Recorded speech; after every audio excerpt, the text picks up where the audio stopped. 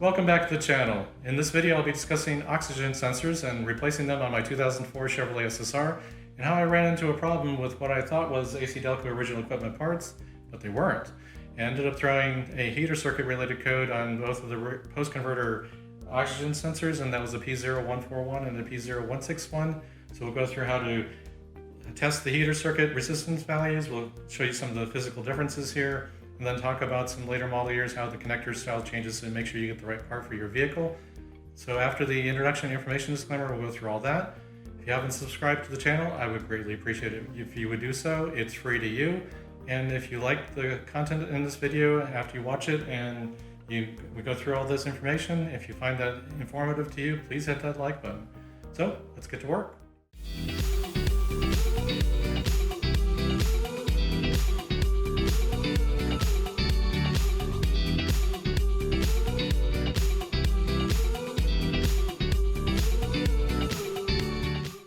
Please review the automotive information, repair, and modification guidelines on this screen. Seek the advice of a repair professional if you're unsure how to perform any repair or modification safely and correctly. All repairs and modifications are performed at your own risk. Here's a sampling of the oxygen sensors I used on this repair of this 2004 Chevrolet SSR.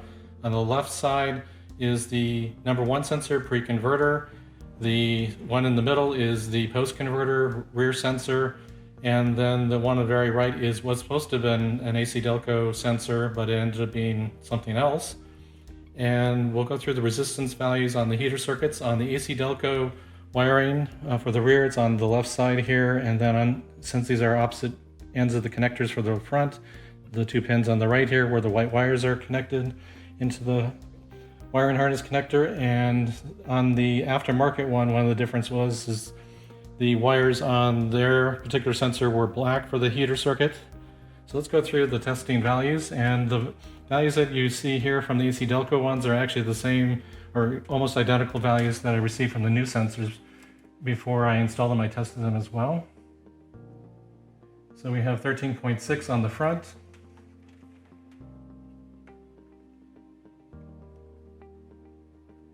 .13 even for the rear, and the big difference here, 5.4, 5.3. Now here are the 2 post-converter oxygen sensors for this SSR. Here's the original ACDelco that came out of the vehicle. Here's the supposed 213-1528 ACDelco replacement, which ended up not being the case. And you can see some physical differences here right off. Of course, the cabling is a little bit shorter for this replacement one. The cover for the wiring harness is a little different style. This is like a fiber protective cover, where this is more rubberized. The color of the wires, the heater circuit on this one are black, and on the ACDelco they're white. Up on the metal part, there's actually a GM part number stamped into the metal here. There are no markings whatsoever on this portion, and there's also a number on here as well, but there's nothing marked here at all. And then you can see that the sensor area is different looking. It's actually a smaller sensor shield here versus the style of holes are round. These are elongated. So just a lot of differences.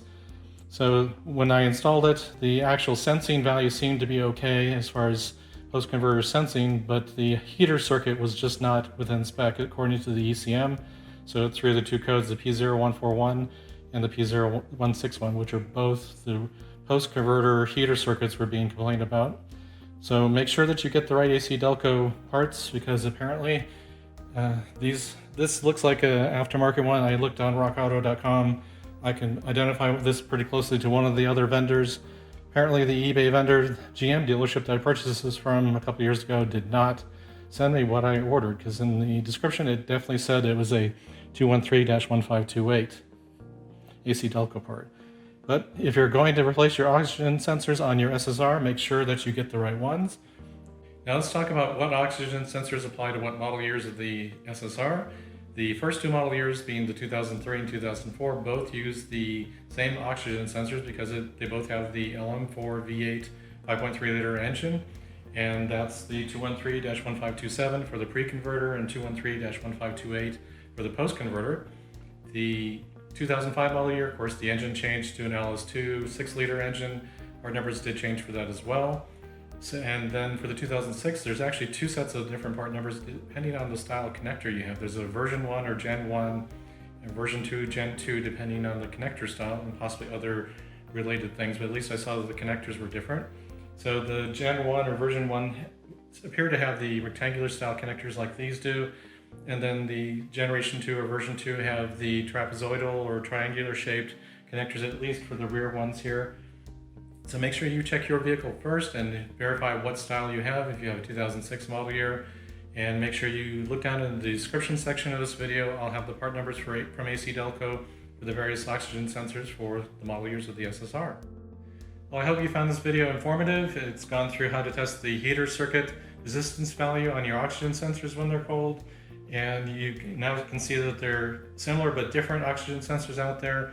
And I did see one ACDelco video that stated that a lot of third-party oxygen sensors might have one part number for a variety of part numbers from ACDelco, and that apparently is the case here. And the ECM on my 2004 SSR was not happy with the resistance value that it was finding in this heater circuit on the two post-converter oxygen sensors. So make sure you get the original equipment parts, check the description section for that information, and please come back to the channel for more Chevy SSR related information. Thanks for watching. If you like this video, smash that like button. If this is the first time you stop by the channel, please click the subscribe button to the right. It's free. Click that bell notification to get notified when I upload new videos. Follow Retro Car Guy 530 on Facebook, Instagram, Twitter, and Patreon. Thanks for coming to the channel, and I'll see you in the next one.